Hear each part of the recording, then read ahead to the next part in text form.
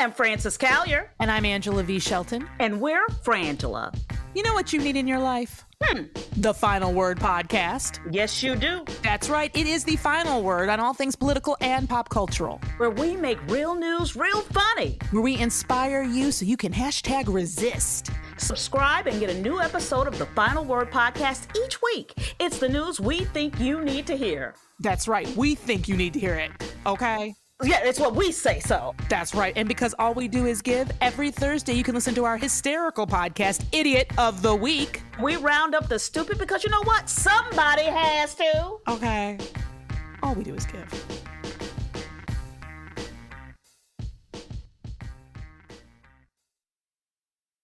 MSW Media.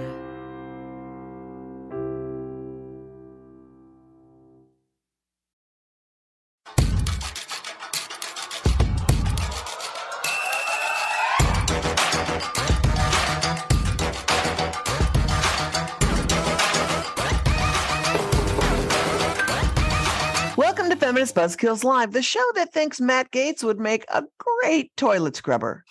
I'm Liz Winstead, and I'm joined as always by my co-host, Moji Alamo-Dale. Hey. And sadly absent from the program today is our third co-conspirator, Marie Kahn. Somehow our hearts will go on because we have to do a show with or without Marie. And it is a big-ass show. Coming up, while the world sets Josh Hawley's cowardice to music, we're going to fill you in on his relentless history of reproductive repression. And Indiana is going hard on their race to the bottom of abortion access. Plus, the Christian Extremists Operation Save America are having their national hate convention this week in Nashville. And we'll talk to Kim Gibson and Derenda Hancock from the Pink House Defenders and We Engage about leading coalitions of activists to directly confront their hate on the streets and at their churches. Plus, AAF bad guy analyst Kat Green is here. She's been watching all of OSA's training sessions at this monstrous event, and she's going to break down their strategies and tactics to drive their anti-abortion party bus. But before we get to that and updating you on the latest closings, bans, and where access is saved, we cannot move forward until we offer up some thoughts and prayers for alleged teen enthusiast Matt Gaetz. Thoughts and prayers, Matt Gaetz. Thoughts and prayers. He fucked with the wrong person. Oh my God, he really fucked around and found out. So last weekend, when speaking at a Turning Point USA Student Action Summit, which wow, they had no other options. Demented Lego Man stunt double Matt Gaetz claimed that abortion activists were unfuckable. But then, because that's not great, but okay. But then he doubled down by tweeting a picture of 19-year-old activist Olivia Juliana, who happens to be a political strategist for Gen Z for Change and notable tall woman. Anyway, she managed to spin his crap into gold, essentially springboarding office slurs to raise over $750,000 for abortion funds in 3 days. And they're still accepting donations if you want to throw some coins in their direction. Oh my God. It's so good. And she was just like, I don't care, Matt Gaetz. You know, you're going to body shame me. We're going to raise money for abortion. And, to have that, he's either Beavis or Butthead. I can never tell which one. He's both. He is maybe, he is a combo. He's both. Yeah. But to literally have Matt Gaetz, who has been there is an ongoing investigation into his proclivities with teens. And not just one, but what are you doing, Matt Gaetz? And he's I'm A, you let this man speak at a youth summit. And then B, he's you know what I want to do? I want to attack a teen. If I was him, I'd be running away from anything youth related. But clearly men like him don't learn. Well, there was just so much going on. The turning point. Or whatever is that what they're called? Turning Point? I think they're Turning Point USA is their Charlie name. Kirk's outfit. Josh Hawley spoke at it. Ted Cruz spoke at it. And they all try to be hipsters at it and edgy. And it always lands so fucking hard. And so Poor Matt Gaetz. Well, Matt Gaetz, thank you for helping raise money for abortions because we need it. So Matt Gaetz, you guys, is good for one thing: raising one money thing for only. abortion. Raising money for abortion, and we need it right now. So before we get to some stories, I just want to quickly run through the landscape of where we are at each week. We like to open the show telling you where the bans are, where the clinics are closing, where the stays are happening, and where good things are happening. This week, there is not a lot of good stuff, but let me kick it off quickly. So a lot of these bans, the clock started ticking 30 days after the judgment was issued by the Supreme Court in the case. And the Supreme Court issued that judgment on Tuesday. So a lot of these bans are going to take effect 30 days from Tuesday, which is August 25th. So Tennessee, August 25th, their trigger ban, which is going to go into effect, means abortion with no exceptions for rape and incest, only with exception to the protect the life of the person who is pregnant. But, Tennessee gets to decide like at what point you get to intervene, which is terrifying. Also, what's terrifying about that, I know you don't want to do the run through, but they have they get to indict someone and then the doctor might have to defend themselves, which is. Well, that's in all of these cases. Oh my gosh. Yeah, that's in almost every single one of these cases, which is just incredibly wild. Idaho, they have a 6-week and a bounty that takes effect August 25th, but Planned Parenthood is suing against both of those, the Texas-style bounty and the 6-week ban, and both of those cases will be heard by the Idaho Supreme Court next week. Also, August 25th, Texas. I know you're like, oh, is there still abortion in Texas? Could it get worse? Oh, it turns out it can. Texas is trying to get rid of that 6-week ban and just have a total all-out ban on abortion. That's going to trigger it out into effect. And also it means that if you're a doctor and you induced an abortion, you can get up to 20 years in prison if the abortion is unsuccessful. I'm not sure what that means. I'm like, what happens if it's successful? Abortion? What happens if it's successful? I don't know. I don't know what an unsuccessful abortion is. Super weird. The law also, it has a fine of $100,000 for each violation. The law does not include for exceptions for rape and incest, but it does provide for medical emergencies, which, as we know, the state of Texas defines zero things as a medical emergency. Maybe if your Viagra doesn't work, I don't know. Injunctions, TROs, these are temporary restraining orders that put bans on hold. While that sounds like a good idea, it's really basically some of this is just like putting gum and string together and trying to putty up a hole, waiting for the inevitable. But Wyoming, a clinic tried to open in Wyoming, and they're saying that this new law violates the state's constitution because it takes away people's rights around family composition and making decisions around their private health. So a clinic that was trying to open in Wyoming is suing, and a judge said, okay, we'll wait on that. In North Dakota, there was a judge ruled that the Attorney General of North Dakota prematurely attempted to execute their trigger ban by saying, as I just said, the trigger ban was supposed to go into effect when the Supreme Court actually filed the case, and North Dakota tried to put that in place immediately. And they said, hold up. So right now there is an injunction or a TRO for those 30 days. So we will see what happens at the end of those 30 days. Kentucky, that was a couple of weeks ago where a Kentucky judge said, we're going to keep this abortion ban will not stand. And so for now, you can get abortions in Kentucky. That's been held up for a while. And in Kansas next week, they will be voting on a constitutional amendment, which is a little terrifying. Right now, it is in the Kansas Constitution that abortion is a right to you. It's a constitutional right if you're a Kansan. They're putting it on the ballot to say we would like to amend that and say that it actually isn't a constitutional right. And so people in Kansas are going to be taken to the polls to see if they're going to vote against the constitutional right to abortion, which is terrifying. And it really seems like it's like 50-50 with Kansas. It's like, a reliably Republican state, but also most people do believe that people should, have the right to abortion. So yeah, I know it's a lot, but we'll put all of these links in our show notes. So if you're like, I can't remember all that, don't worry, we know. We'll have the links to the stories, how these things were decided and all of that. So let's cover some big stories a little bit more in depthly this week, Moj. I'm going to kick it off. 0 out of 10 were surprised that this week, Indiana, the state that gave us Amy Coney Barrett and Mike Pence, is surprisingly the first state to call a special session subcommittee in their Senate to propose a bill that would end abortion in all ways that you could end it. These Hoosier succubi have such a lust for oppression that even when they were the state that was able to be a safe haven for a 10-year-old rape victim to access abortion, they were like, nah. Didn't bring them any pause at all. It just full steam ahead. In fact, Indiana Creighton, who is now the lead counsel for the National Right to Life,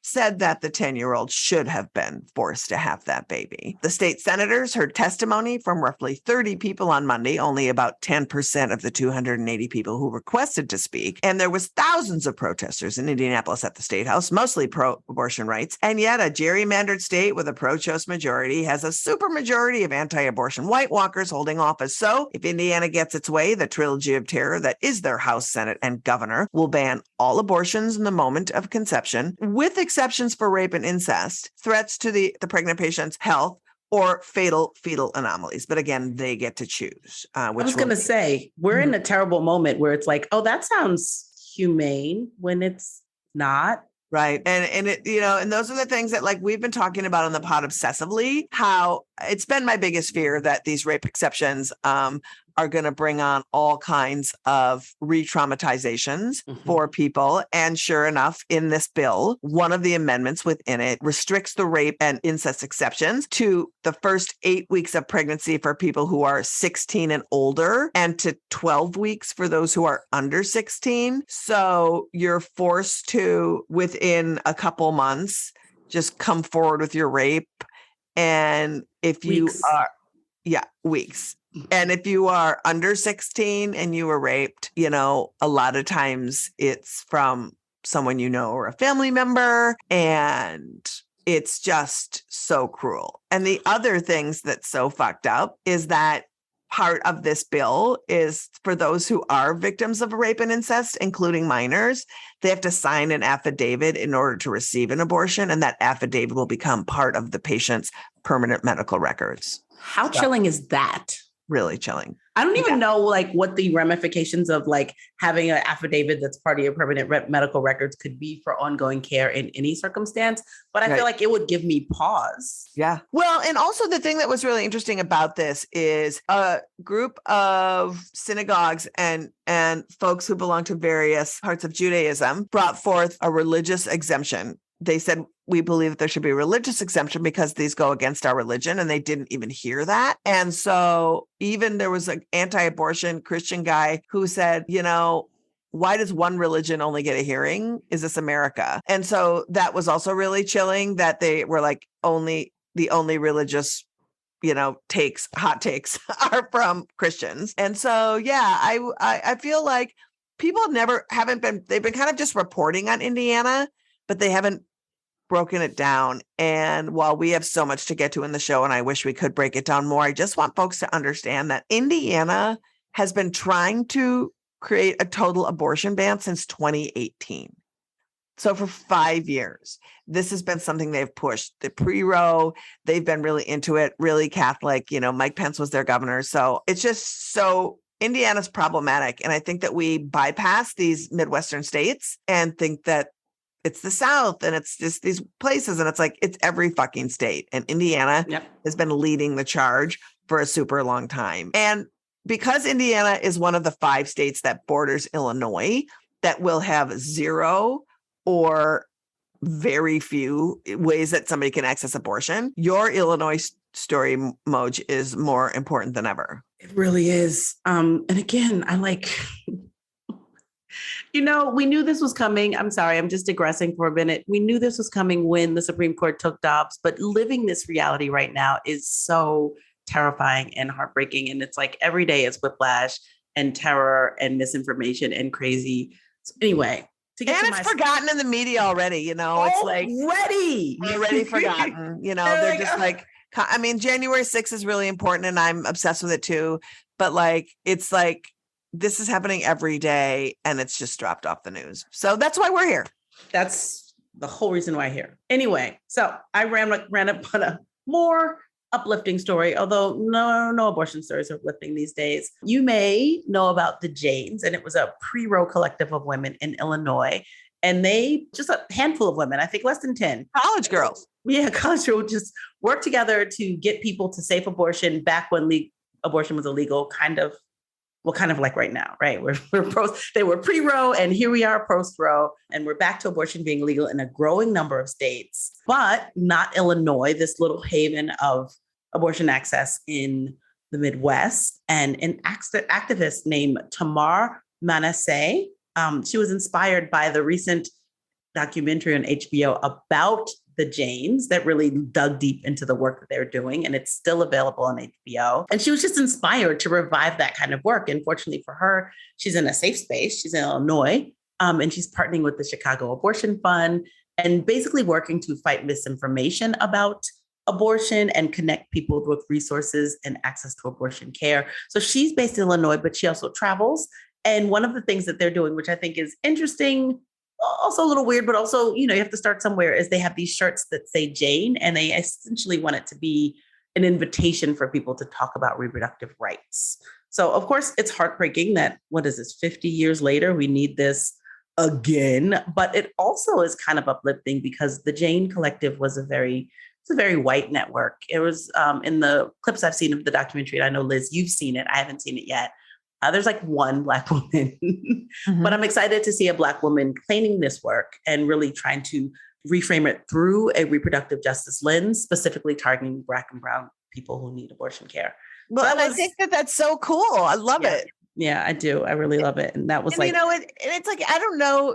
We've been to so many clinics, and, escorting is a predominantly white game. Mm-hmm. And a lot of that is because it's privileged to could be able to do something for free on a Saturday afternoon, right? Mm-hmm. And so I think that creating a safe environment or a way to have conversations where somebody that looks like you is open to having a conversation with you about abortion. And, the Janes, it's pretty interesting. If you don't know the history, it's very quickly. College girls started getting phone calls. Can you help my friend get an abortion? And they started a network where they were giving people and accessing people to a guy who was not a doctor, but knew how to perform abortions. And then he taught some of these college girls how to do early abortions. And they did about 14,000 abortions, and 99.9% of them were safe abortions. I think anybody who had trouble really not reported, but it's a fascinating way to put yourself on the line for folks. And I'm really glad that that's happening. And I'm really excited that Black women are just taking it and saying, I want to do this for mine. I want to do this. Like, exactly. We need to be present. And I really like that she goes to the South Side of Chicago, right? She doesn't wait for people to show up at a clinic and be like, what do I need? I think she's very much like, I'm going to where people are, and I'm letting people know about what's happening in the States, because we read these articles all the time. A lot of news outlets are not reporting any longer. If you are not compulsively fascinated with this issue, you may not be paying a lot of attention. And I like that she really goes to where people are and is like, this is what's going on. You should know. This is what we can do.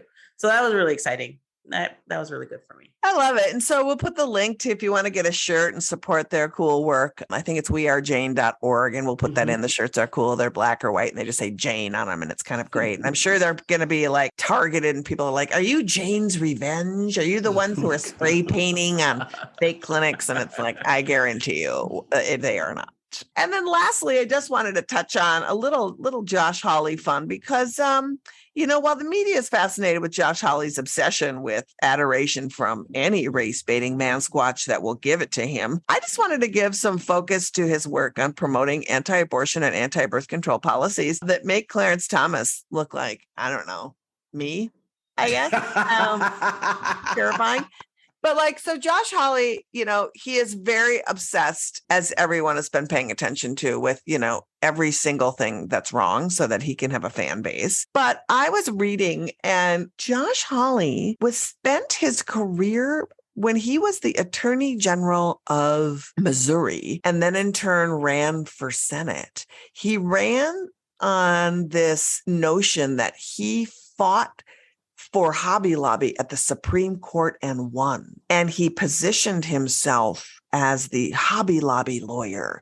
And I fought for Hobby Lobby, and I was in the court and fought for Hobby Lobby. And while in his fever dream he did that, truth be told, Josh Hawley was not admitted into the bar that could argue before the Supreme Court until a year after Hobby Lobby. So it turns out he wrote a brief in the Hobby Lobby case because, of course, he doesn't want people to have any kind of birth control, and I love it because the Christian craft store, what is a Christian craft store? I have no idea. What do they sell there? 2x4s? I have no idea. Manger fixins? What does happen at a Hobby Lobby? I'm unclear. So and he keeps getting away with it. It's still on his website. He still promotes that. And his obsession with toxic masculinity and this whole movement's obsession with toxic masculinity, and we call it toxic masculinity. They call it that we're trying to the woke mob is trying to strip them from being manly or some shit. Yeah. I think they call it manhood, but it makes no sense what they're defining as No. manhood. And so I was on Ari Melber last week, and Ari had a clip that we stripped the audio from of just how obsessed he is with us taking manhood. I just want you to listen to how mad he is about it. The left's attack on America leads directly to an attack on men. Men are in crisis, Tucker. It's time that we say to young men in particular, we need you. We need you to be responsible. I think the liberal attack, the left-wing attack on manhood says to men, you're part of the problem. They want to define the traditional masculine virtues, things like courage and independence and assertiveness, as a danger to society. I love that he thinks that courage is some sort of male quality. Yeah. And also that it's negative. Liz, I don't know if you've noticed, but apparently he's writing a book called Manhood. Yeah. He is writing a book called Manhood. How? And I just, this whole idea that this definition of what it means to be a man, there's no other way to be a man, or that there's characteristics that are uniquely gendered, is so bizarre to me. It's almost like I want to be this way, and this is how I want to be in the world, and I don't think that anyone else gets to have these qualities. Isn't Josh Hawley part of the What is a Woman crowd? And by the What is a Woman crowd, I mean they keep asking. Oh, yeah, definitely. I mean, he totally. What is a woman? Yeah. Well, he was also got righteously schooled at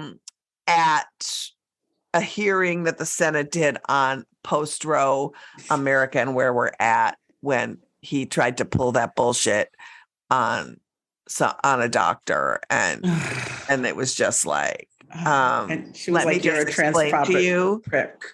You're a transphobic prick. Shut up." Yeah, and he just got schooled on it, and then maybe he'll make a mug about that too, because he made a mug with his fist in the air and raised. I'm like, you said schooled, like he learned anything. Well, I mean, it's just, I don't know. His ignorance is very willful. The dude went to Yale. He went to big Ivies, and so. It's like, why do you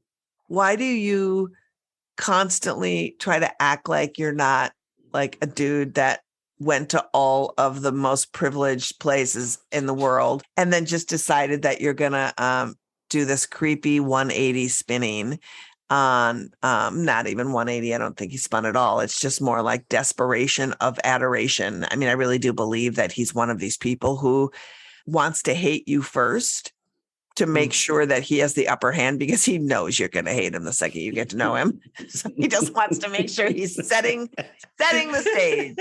But he's really gross. And so anytime you hear Josh Hawley bragging about that, you can just tell Josh Hawley to fuck off. You did not argue any Hobby Lobby thing. You wrote a brief that said, you know what, people shouldn't have contraception because somehow it's evil. So fuck you, Josh Hawley. So, and I think that that's a good segue into our guests, because our guests are coming to us live from Nashville, where they are doing some direct actions against the hate group Operation Save America. And the Operation Save America theme this year is reclaiming manhood.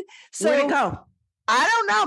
Men are very fragile. If your manhood can be stolen by the woke mob, and by woke mob, they just mean anyone who is just saying, I'd like some pie. They're all very upset right now. And so I'm excited to talk to them. So joining us are Derenda Hancock and Kim Gibson, who were leading the Pink House Defenders, the clinic escort group that helped patients and providers at the Jackson Women's Health Organization, which was the last clinic in Mississippi that was also the plaintiff in the now infamous Dobbs case that destroyed Roe v. Wade in June. They're also the co-founders of We Engage, an incredible activist organization fighting back against the anti-abortion bullies who have taken this nation. And as I mentioned earlier, they are leading an action called the Jezebel Rebellion against Operation Save America at their national conference in Nashville. And they're here to talk to us about that. Hey, Kim. Hey, Derenda. Welcome. Hey. Hi. Hey, girl, how you doing? Wishing I was with you. Same. Wish you were here, girl. We have so much to talk about, but before we launch into Jezebel Rebellion and next steps for We Engage, I want to just talk a little bit about your time at the Pink House defending, and just take give people a little bit of a trip on how you all came to be and what defending that clinic was like and what it was like, as you were coming to wind down as the clinic closed. Yeah, well, I was about to say, let Derenda start in that it started a long time ago, and we'll start there. It started in 2013 with Derenda and her partner, James. So take it away, Derenda. Yeah, I've been out there about 9.5 years now. A couple of people have been there that long. We came together as a little motley crew because that's what we were. And it's always been the last clinic in the state since I've been there. So all these people talking about seeing 20, 25 patients a day, kind of comical, even back before everything got as bad as it is now, 50, 60 patients have always been the average. So we've always kind of been, everybody gives me a hard time, but the antis call clinics abortion mills. You damn straight that's what we were. Mm-hmm. We didn't have any choice because when you're the only one in the state and people are still coming to you from Alabama and Louisiana and everywhere else, yeah, we've always taken care of all the patients we possibly could day by day. And it always fascinates me when people are like, well, there's clinics that do other things. And I was like, aren't they lucky? Like every clinic that I know, it's like they act like there's not a need to simply be a place that provides abortion. Like you would never scream at a hair salon for like, well, why don't you do foot massages too? It's like, because bitch, all day, every day, we got people who need haircuts. So like, why is that so hard? Yeah, Mm-hmm. exactly. And I love to tell people, no, we don't do anything else there. We do abortions. Oh, and we do birth control. That's all our staff has ever had time to do. Yeah. I know, it's wild. And so defending there, and I had the pleasure of being invited by y'all several times to come down and guest court and to make some trouble and just celebrate who you are. It's a community that it was so tight and lovely, and I observing both of you in your work has been just really an honor. And I learned a lot from how good you are at listening to those assholes so that you can be stealth in your responses. And I think if you could give anybody, both of you, some tips on knowing when to pounce and knowing when to listen to them so that you're super effective, because I think it's a massive skill. Well, I'll say this, information is power. And the more you get of it, the more power you have. Then you have to know how to deploy it. And it's all tactical.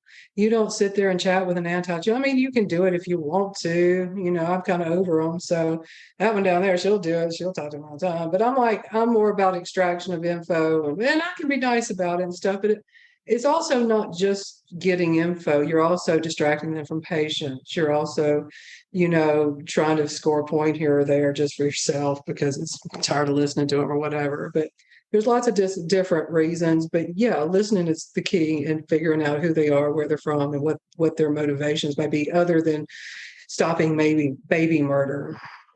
Well, and I think people are always talking about, I couldn't do that because I'd lose my temper. And if you'll notice most of the time, we don't talk to them when patients are present because that's where our focus is. But when we can focus elsewhere, then I think you put this bubble around you that says, I'm in control, I've got the power, and I'm going to come at you, not physically, but I'm going to come back at you with everything you give me. I'm giving it right back to you, and keep your cool. Know if you know you're in control, why get angry? Yeah. Yeah, there's no screaming match to it. Yeah, there's no, just a lot of people think that dealing with them is engagement. It's just you're standing by a patient and you're screaming at each other, and that is absolutely the furthest thing from the truth. That is not happening. Now, I might say something. I have said something with a patient next to me before, oh, hushed up. But it gives them the sense that I'm in control of that space. Mm-hmm. It gives them confidence that I know who that is. It gives them confidence that I'm not afraid of them, and you shouldn't be either. Mm-hmm. So there's lots of different reasons and ways to do that. But, trying to figure out who's who and from where, because we got a lot of travelers, and you never know who's at your clinic or what their intentions are. They're like, oh, well, I've never done anything, until you do. Right. You've been benign until you aren't. So that's the main thing, is information gathering and trying to figure out who's from where and what their motivations are. And then I think they give a lot away. They love to talk, and so they reveal a lot. They're like they love straight to talk up about themselves. Monologuers, in that sense of like, oh, bad guys just want to monologue about their bad stuff. I feel like that is very much their vibe. Yeah. I just want to say too, I like it also because you're forcing them to recognize your humanity, whether they choose to or not, but you are human beings in the world in front of them, and you're not a statistic or a number or anything else. And they can call you a Jezebel all day long, but the fact of the matter is they have to deal with you as that person. Mm-hmm. And they're made aware that there's no welcome mat for you here. You're not just going to stand here and do whatever you want to do, which they kind of do when you got no cops or anything. But, it's like it's not like just turning away from them, put it that way. You can direct their behavior with some of your own. So you do whatever's necessary for the job of the moment, whether it be assisting a patient or trying to find out something, distracting them from a patient, something to that effect. You just do whatever's necessary at the time being to do what needs to be done. So the beautiful Pink House has closed, which is a sad moment for all of us. And seeing videos of the Pink House and the protesters outside was always distressing. It was like entirely too many people. And one of the main protesters that were there were Operation Save America, and they had a huge presence. AAF and We Engage have been following them for years, and we have images and research. And actually, listeners, if you want to know, we have a website that lays out their history, who they are, what their goals are. And the best part is we trolled them because they let their domain name lapse, and we bought it. And so operationsaveamerica.com, you can go there and read all about it from us.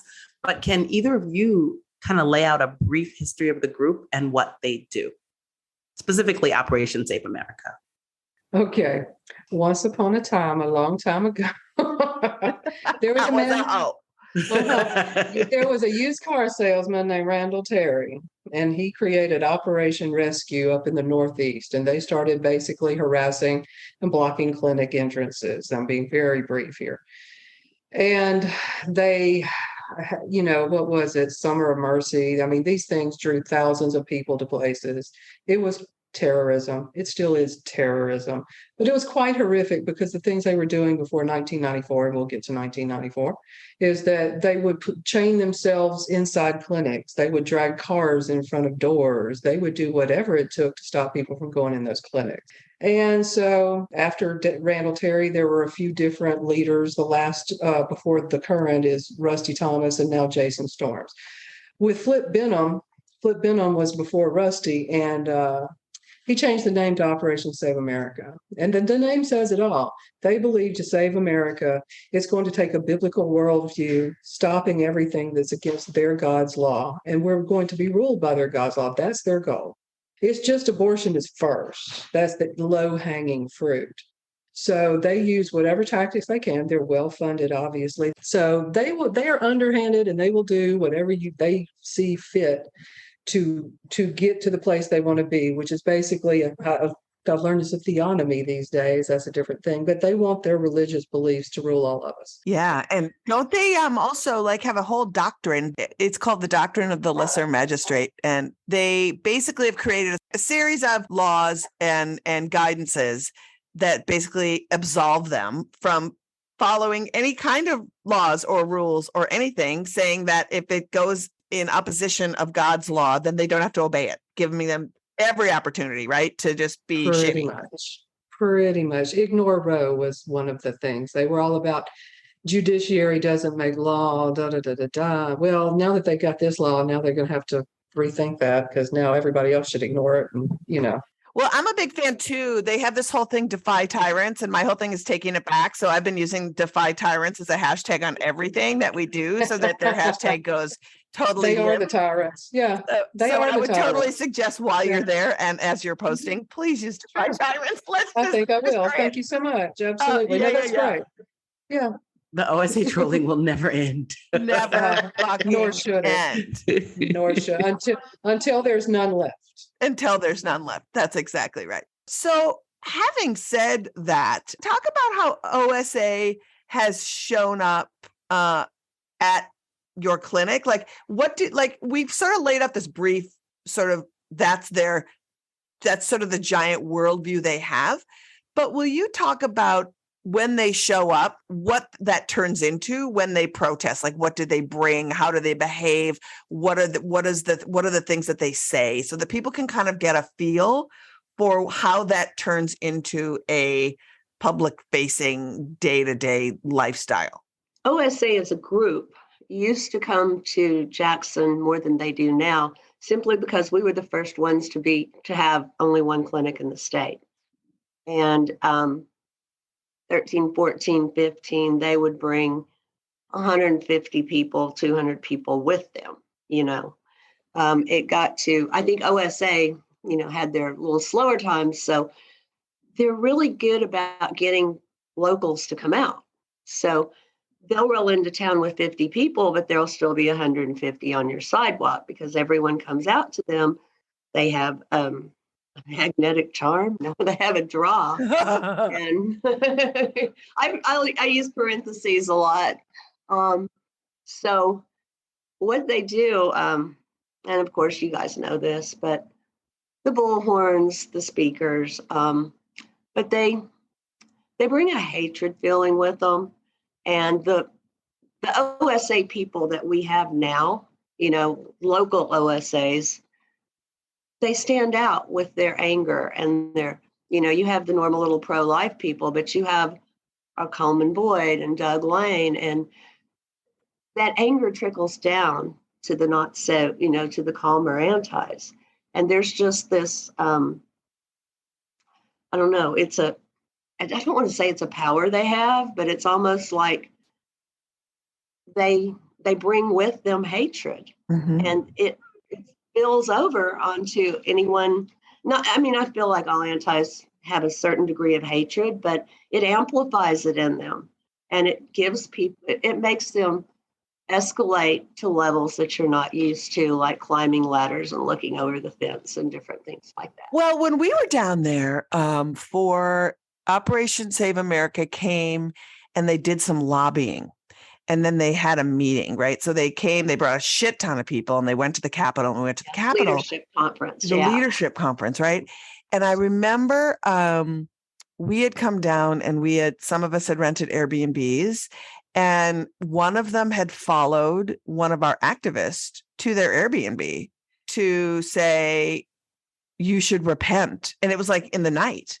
And so they follow you, and they also do shit like they'll target a physician who provides abortion, and they'll make like kind of wanted poster things, or they'll write out flyers, and they'll flyer every house in a neighborhood that says, you know, Jane Smith lives at 123 Walnut and is a baby murderer, with the doctor's picture and that kind of shit. Like they take down your license plate numbers, right? They take down the clinic license plate numbers. Like they're just constantly just wanting to get in your junk. Yes, they bring a wanted poster out of Dr. Norman all the time. And I mean, Diane, our owner, had all of our doctors fly in. So she had a condo for them that after so many years, she had to sell and get a different one because they found out where the doctors were, and they'd be outside the condo waiting to scream at them as they left. I mean, when hate is your profession, it's like, wow, they're, you know, professional hatred.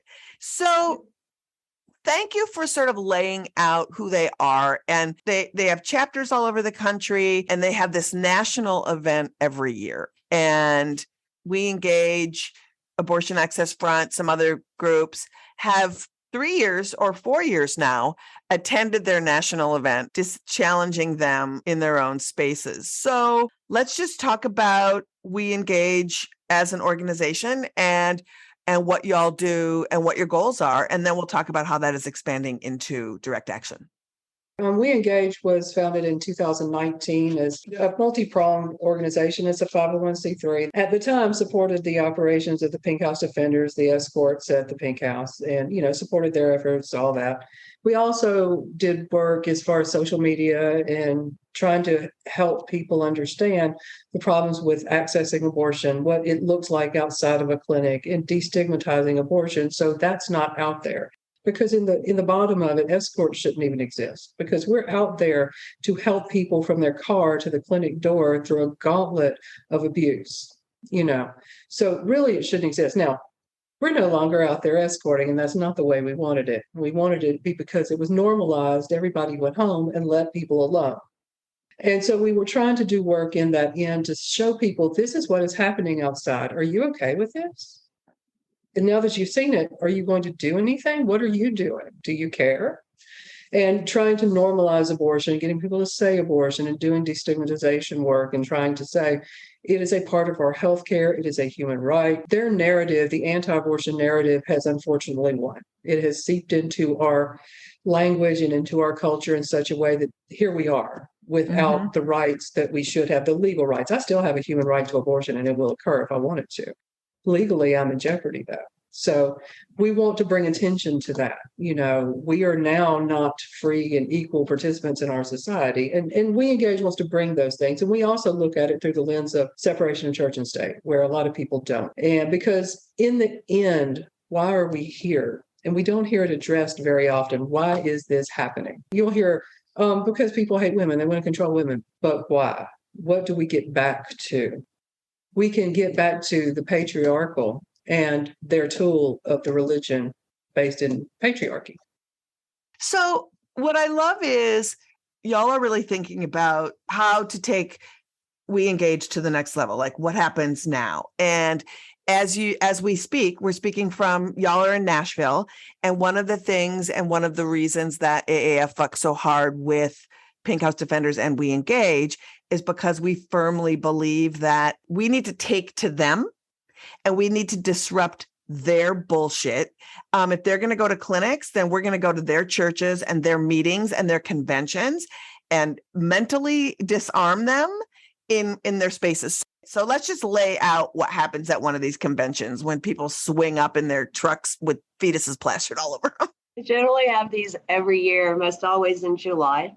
They get anywhere from 300 people to 500 or 600. They were expecting 1,000 this year.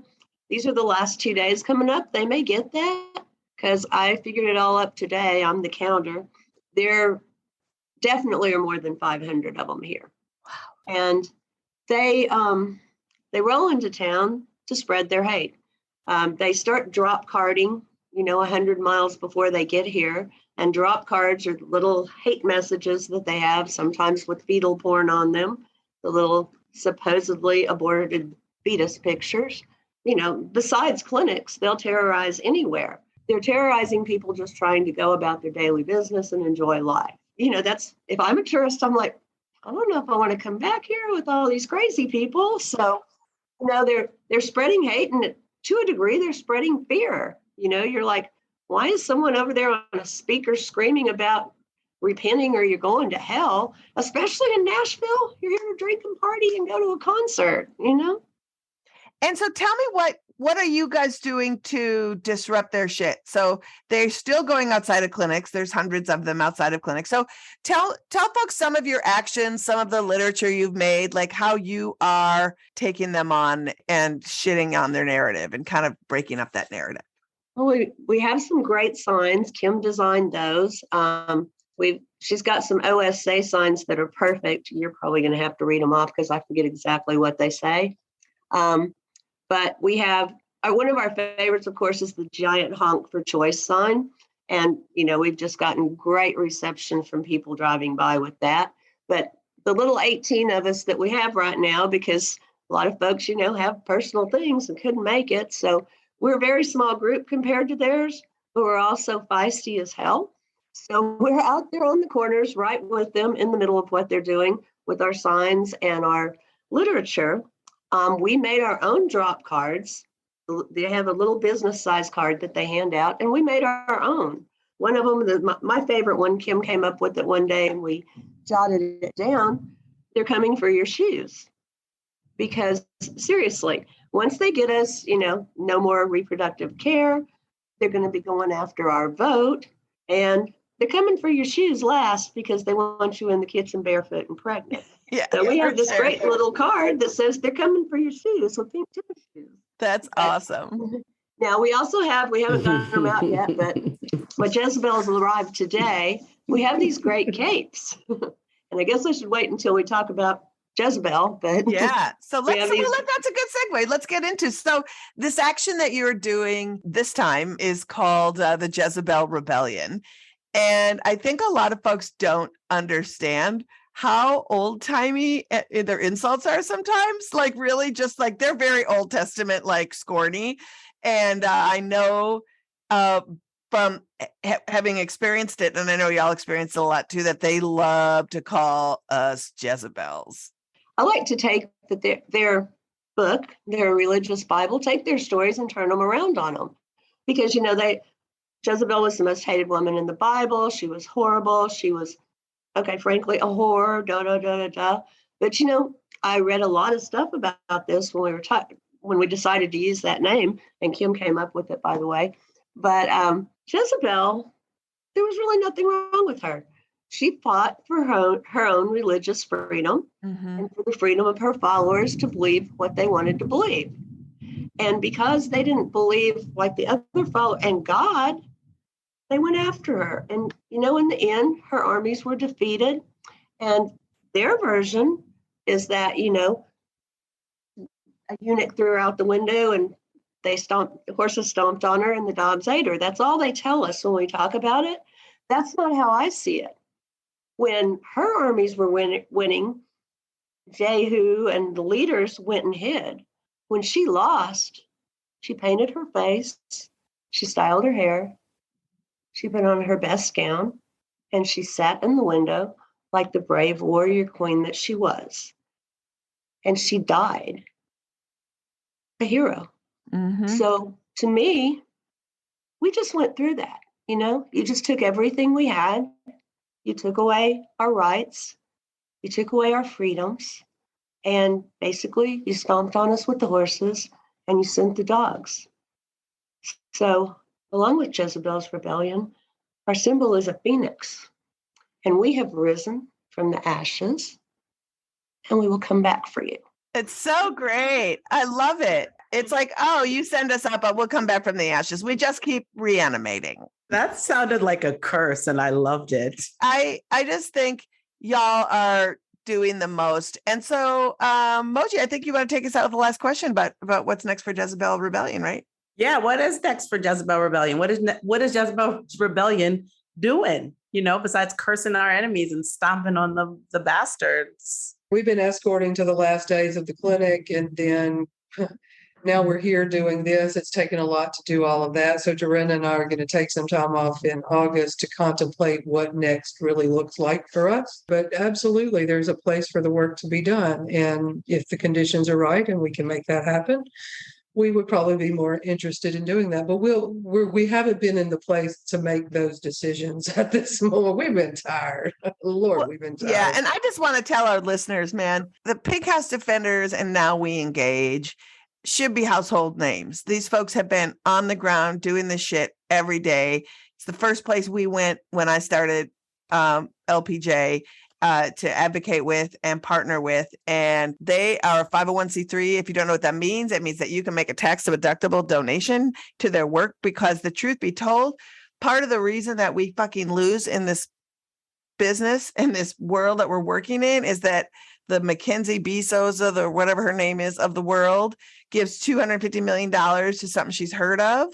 And the people who are doing the real work on the ground are too busy doing the work on the ground, y'all, to be able to have a fucking fundraising campaign and an advertising campaign and a whole thing campaign. And whatever these folks do, we're fucking with them all day, every day. And so weengage.org, hit that donate button because you want these brains to be working full time on making sure that we slam and shit on and disrupt these horrible anti-abortion White Walkers, and that we are destigmatizing abortion. So Moji, tell folks where they can find Kim and Derenda and all of that stuff. Thank you so much, Kim and Derenda, for joining us this week. And to learn more about We Engage and to get involved, go to weengage.org. And you want to learn more about the history of OSA, go to operationsaveamerica.com. That's right. Donate to these guys, get them going, and follow them on social. Where can we follow you on social, y'all, to see all of your posts and all of your disruptions this week? We have all kinds of platforms. We have Facebook, Pink House Defenders, as well as We Engage, because Pink House Defenders haven't really gone away yet. We're always going to be in our heart and soul. So we have both Instagram, Pink House Defenders, and We Engage. We Engage, Pink House Defenders on Twitter. And we have Pink House Defenders TikTok. Oh, the Pink House Defenders TikTok is awesome. Yeah.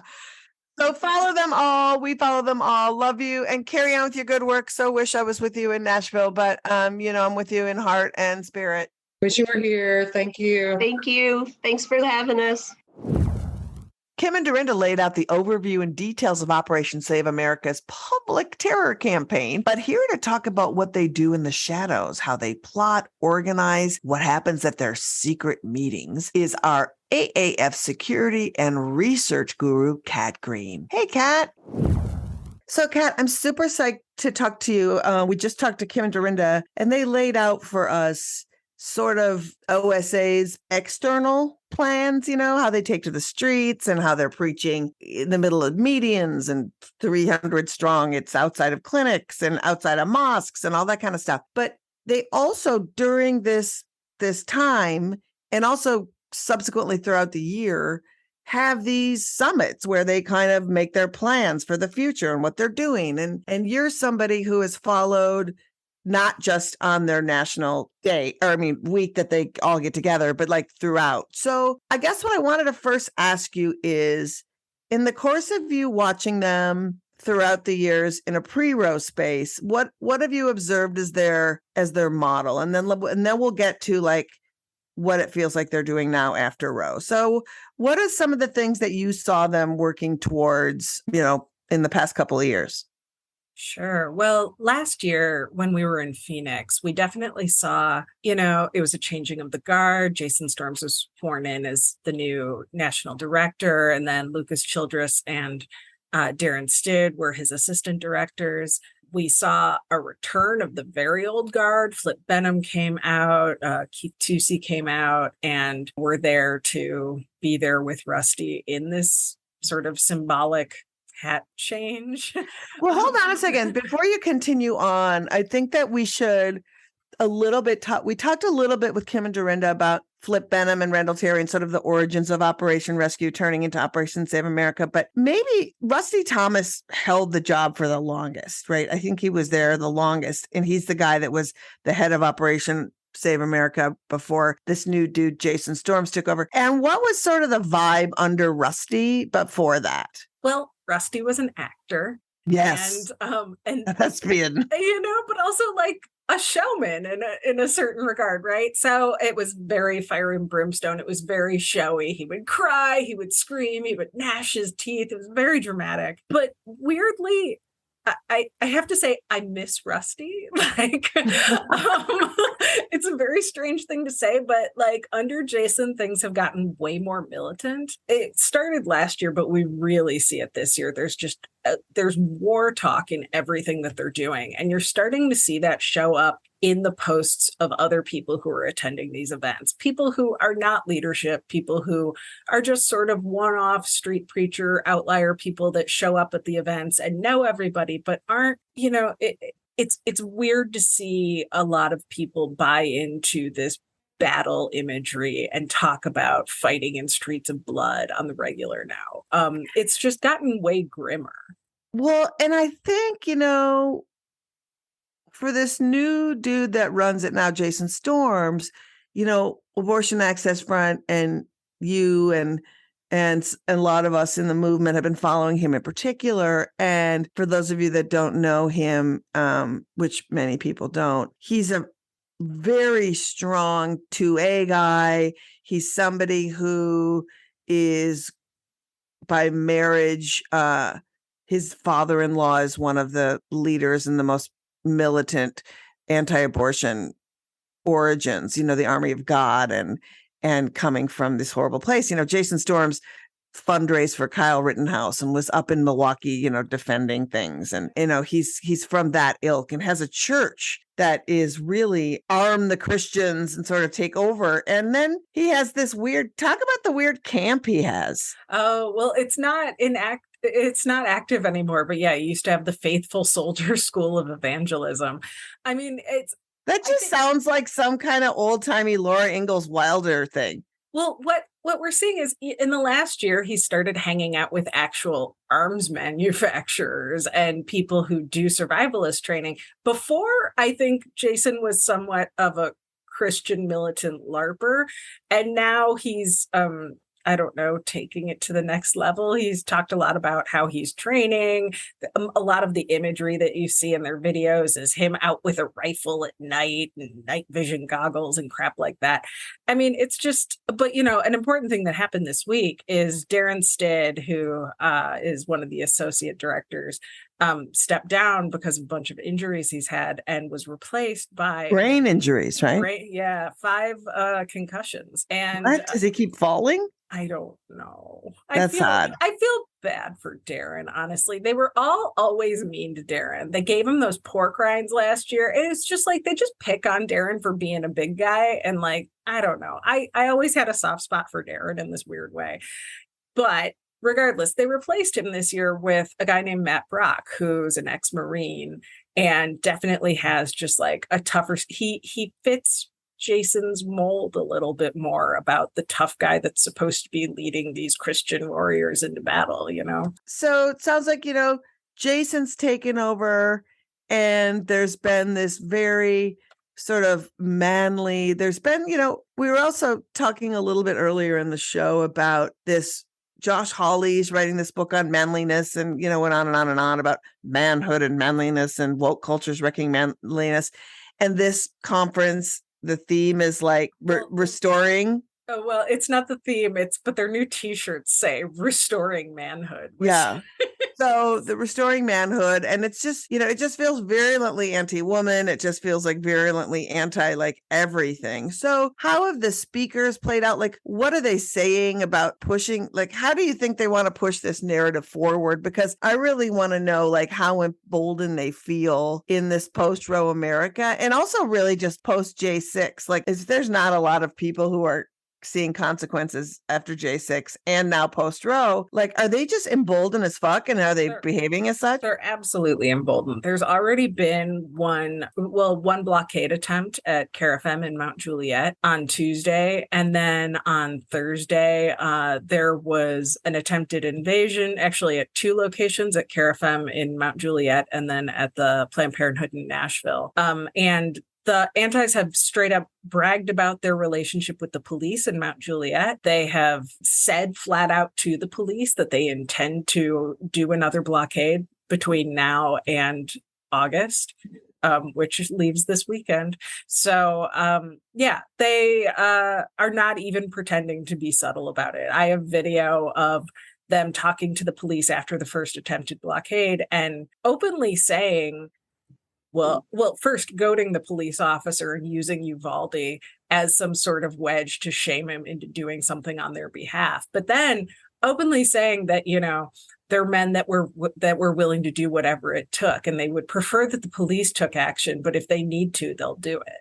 Well, and that feels really, it just feels, I think in the larger scope, we've just seen this conversation when it comes to, all forms of just lawlessness and things that are happening. But when we look at the anti-abortion movement, I was just, watching Indiana play out and the laws they're proposing are are really harsh. And the new sort of chief counsel of National Right to Life is from Indiana. And, this is the mainstream organization saying that 10-year-olds shouldn't have been able to have an abortion. And, as I'm watching some of the tapes and some of the speeches from the meeting in Nashville, the OSA meeting, the intolerance is grown. And this is the first year that I've seen it. I saw a little bit of it in the past couple of years, but this is the first year where one of the speakers is somebody who writes all the legislation for abolish human abortion, right? Yeah. Strategic ways of getting into office, and talk a little bit about how they're planning and where they're looking to run and where they think they can win. Yeah, there's a lot of strategy talk in terms of how to push legislation to enforce trigger bans or new abortion bans at the state level, and how to get those written in a way so that they would escalate to the Supreme Court in a bid to get personhood written into law nationally. Yeah. And so the second that things went back to states' rights, they're like, right, but also we need to make this a national issue. They absolutely want a total ban on abortion. They want criminalization. There's a lot more talk than I've ever heard before about them wanting abortion to be punishable as murder for women and other pregnant people. Yeah, it used to be the doctors they would focus on, and this trend we're really seeing also taking the patient and the women and really doing that. And every meeting so far. And that feels really scary. And, just going back to Indiana, because it's just in the news right now and continuing, one of the things that happened in Indiana that we talked about, and it scares me, is in the pro-choice side trying to amend anything or get things in, a Jewish organization tried to get a hearing on religious exemption, and they turned it down in Indiana. And so, as we hear people talking about on a national scale, what to go to the Supreme Court, how to protect abortion, and religious liberty is one of those ways, to see that states are flat out turning that down. It'll be super interesting to see. And I would actually like the Supreme Court to actually have to take a stand. Are you saying we live in a Christian nation, or are you not? Well, that's the other thing that has had a serious uptick, is just a flat out open statement that yes, their goal is to have a Christian dominion. Like yeah. They're not fucking around. They want to impose Christianity on everybody. And this is just this microcosm of these series of meetings. And I guess the good and bad news about these folks is that they do reveal a lot about what they want to do in really stupid ways. They're not very strategic. They say a lot of the quiet parts out loud. When people are looking at ballots and they're looking at like who's running, what would you say to people? How should they be looking to see if their people could be associated with these folks? It's like, do I have a garden variety Republican asshole who's just a terrible human? Or do I have one of these extra people? I mean, that's tricky because it's actually not. I mean, it really just boils down to doing research on whoever you're voting for, but that's not easy for a lot of people. I would say find out who their church is, because a lot of times that's revealed and you can find out what the tenets of their church are pretty easily. And that can lead you down a path. But also, none of the people who are like anti-abortion or even flat out abolitionists hide it in their political campaigning. That's true. They wear it on their sleeve. They're proud. That's a selling point. And the people, they don't really care if any of the left-wing people vote for them. They're going for those hard right people and they're not compromising. And honestly, that's the bigger takeaway for me, is that so many people on the left keep trying to course correct center instead of just being true to whatever their beliefs are and going forward that way policy wise, Yeah, because who even knows what those words mean anymore? They're useless. I know. And words have no meaning either. So. Right. But extremism is real. I feel like extremism is real. It's Kat, so real. Thank you. There's a couple more days of this conference left, and we're going to wrap up after this question. Who is speaking and what are you going to be looking for? And can people watch it if they were just at their houses? Can they watch it? Yeah. If people get bored on Friday night or Saturday during the day, they can absolutely watch this on the Operation Save America Facebook page or on the Parkway Baptist Church, Smyrna, Tennessee page on Facebook. Amazing. They'll be live streaming those. And tomorrow, national director Rusty Thomas will be speaking. So that'll actually be kind of fun. Yeah, you can see Kat's boyfriend. He's like from Central Casting of Fire and Brimstone, like nuttiness. He'll scream, he'll cry. All of his kids are there, but Yeah. like, He'll honestly, say abortion's a men's issue. He'll say a bunch of stuff that you're going to be like, what? yeah, but I'm way less concerned that Rusty's going to shoot me one day, Yeah, for sure. Yeah. And I'm expecting another blockade attempt. I think. Yeah. that's gonna Okay. hurt. And is there any other heavy hitters speaking over the course of what's coming up? Like anybody who's like going to be influential or? Well, other people speaking Friday night are convicted child killer Jake Eakin. And Now that is a fascinating story. This guy, we'll put a link to Jake Eakin's story in the show notes. He killed a kid and ran away, and then they had to get him and put him in jail. And now he's been embraced by the anti-abortion movement. It's really gross. yeah, and musician and shock radio DJ Bradley Dean of the Sons of Liberty will be speaking tomorrow. Woof. So the thing I like about Bradley Dean is that he made a whole video about himself that starts with guitar riffs and "Who is Bradley Dean?" Oh, yay. So tomorrow will be corny as shit. It'll be good. Oh, good. There'll be some, because there's been some serious, just like droning on and on. They had they just, sometimes it gets too much, but you have to watch it all. Some people have been talking about taking their wives' virginity and stuff. It is a lot. It's a lot. When they talk to the teens, it's always a bummer. Well, Kat, thanks. I mean, I think the more militarized, the more criminalized, if you felt devalued because of what you've seen and watched, that's by design. And I think it has escalated in a way that is a direction that we all need to be alarmed about, which is why we all need to jump up. Kat, thanks for joining us and filling us in on the inner workings of these fuckers. No problem. Happy to do it. Ugh, they are fucking creepy. It's like, it's not enough that they're just like out in the streets being garbage. I mean, I think that that's how they want people to just dismiss them as, but they are doing serious plotting and vetting, and they are just, insurrectionists who prioritize abortion. Yay. For now.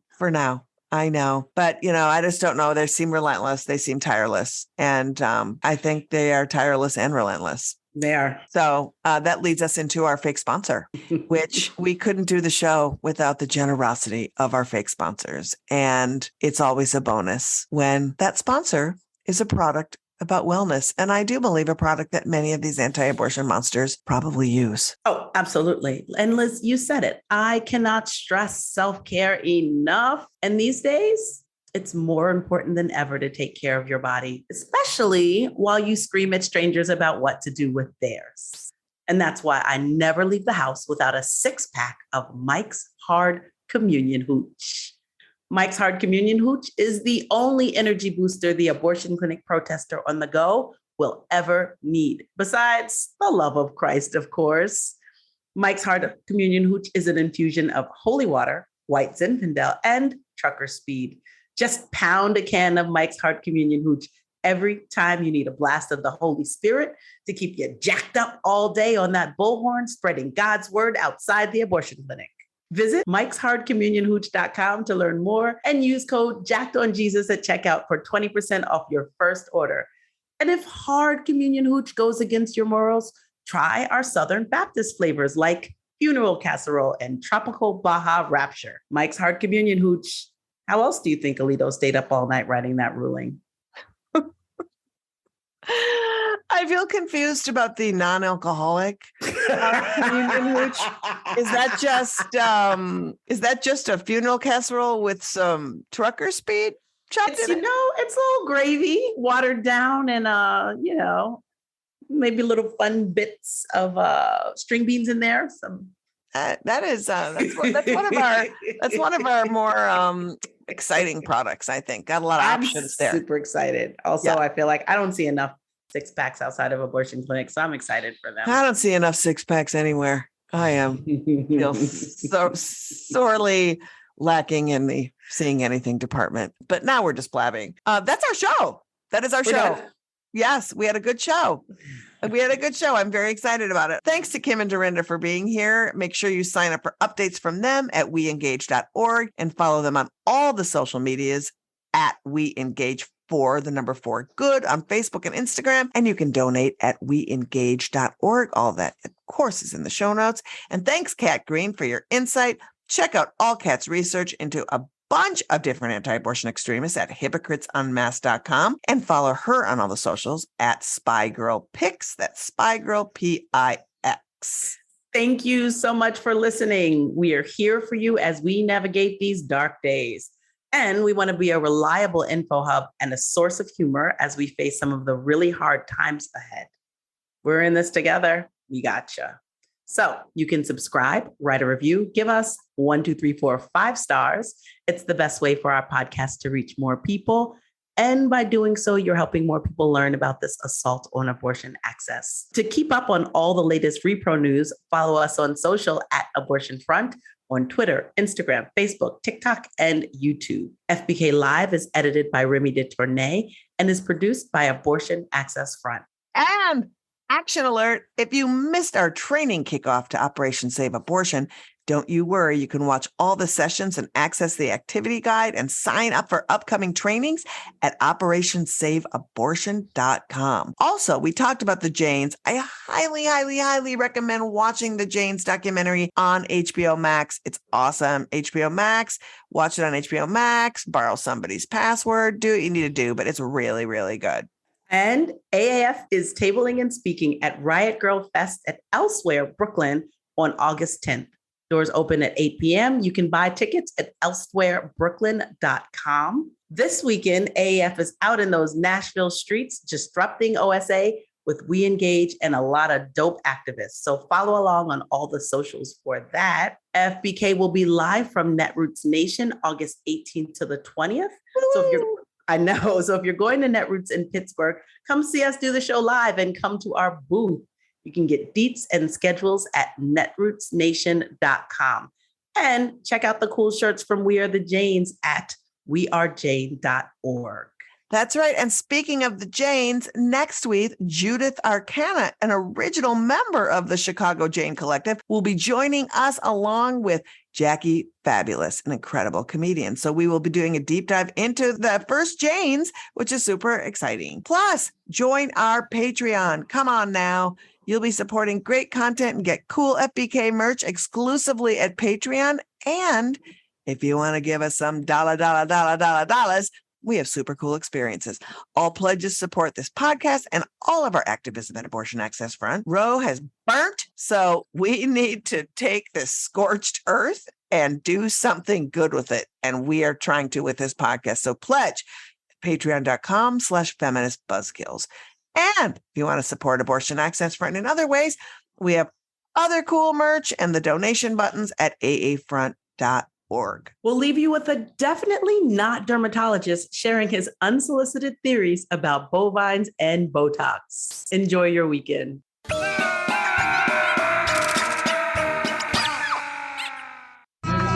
Baby brains, for all the science they're using to mix it into mice and animals and monkeys, it's also they take it and they put it in cosmetics for women on their face to look 5 to 10 years younger. It's called collagen. Some places use cow brains for collagen. But they like the baby better. Absolutely, because it's more expensive that way and women can feel like they're getting more younger while they use the products from babies that they've harvested their baby body parts. Feminist Buzzkills Live, the podcast from Abortion Access Front. When BS is poppin', we pop off. New episodes drop Friday. If you want to support our podcast and all the work of Abortion Access Front, like, subscribe, and join our Patreon at patreon.com/Feminist Buzzkills.